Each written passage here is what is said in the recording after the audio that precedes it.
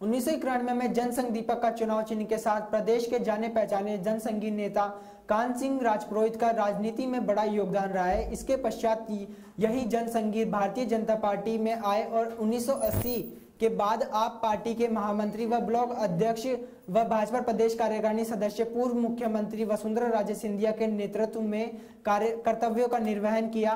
जसवंत सिंह जसोल परिवार की पूर्व प्रधानमंत्री अटल बिहारी वाजपेयी के समय भारतीय जनता पार्टी व सरकार के महत्वपूर्ण पदों पर देश का नेतृत्व रहा के आप बहुत करीबी रहे।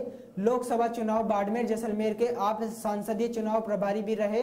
कान सिंह राजपुरोहित बाड़मेर जिले के बिसू कला के निर्विरोध सरपंच व शिव पंचायत समिति सदस्य भी निर्वाचित हुए। News flash TV reporter Ramdayal Singh ने राजपुरोहित के राजनीति सफर पर सीधी वार्ता साक्षात्कार लिया, जो दर्शक इस समय टीवी स्क्रीन पर देख रहे हैं।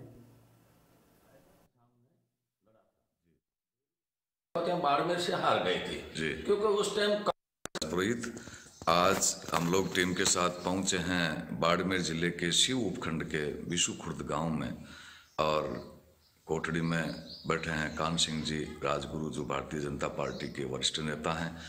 और जनसंघ से आपकी राजनीतिक यात्रा शुरू हुई, जो कि आज भी शिव उपखंड की जनता के साथ आपके जो तालमेल हैं, आपका जो आपसी विश्वास है जनता के साथ, और आप जनता के हमदम कर सिंह कान सिंह जी साहब, अब एक बात बताइए, आप जनसंघ से लगाकर अभी तक आपकी जो राजनीतिक यात्रा रही है उसमें बाड़मेर जिले के सर्वांगीण विकास को लेकर के जितने भी दल आज तक सत्ता में आए हैं और सत्ताएं गई है, कई दल के नेता इधर उधर भी गए आए हैं, अब बाड़मेर की राजनीति और बाड़मेर के विकास को लेकर के आप किस तरह देखते हैं? आगे आने वाले चुनावों में आपकी क्या भूमिका रहेगी भारतीय जनता पार्टी के पक्ष में? आप किस तरह से इनकी मदद करेंगे?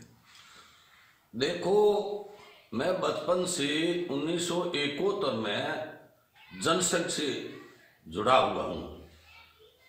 71 में भैरू सिंह शेखावत ने लोकसभा चुनाव यहाँ बाड़मेर से चुनाव नायटा के सामने लड़ा था जी। भैरू सिंह शेखावत यहाँ बाड़मेर से हार गए थे जी। क्योंकि उस टाइम कांग्रेस का बहुत बोलबाला ज्यादा था, इंदिरा गांधी का राज था जी, और बहुत प्रभाव था कांग्रेस का। और ये तीन कास्ट थे, मोमडन, मेघवाल और चौधरी जी, बाड़मेर में ज्यादा है, इसलिए इन्होंने सारे वोट कांग्रेस को दिया और कांग्रेस का गढ़ भी था।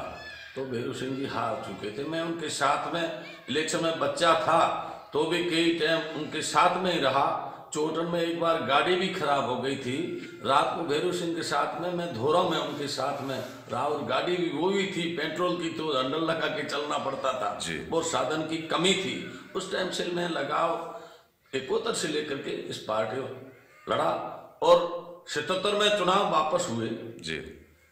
77 में विभाजन होने के बाद में जनसंघ और भारतीय जनता पार्टी नहीं थी, जनसंघ और जनता पार्टी का गठन हुआ। बाड़मेर की सीट जनता पार्टी को दी गई और तन सिंह जी यहाँ से चुनाव 77 में जीते जी।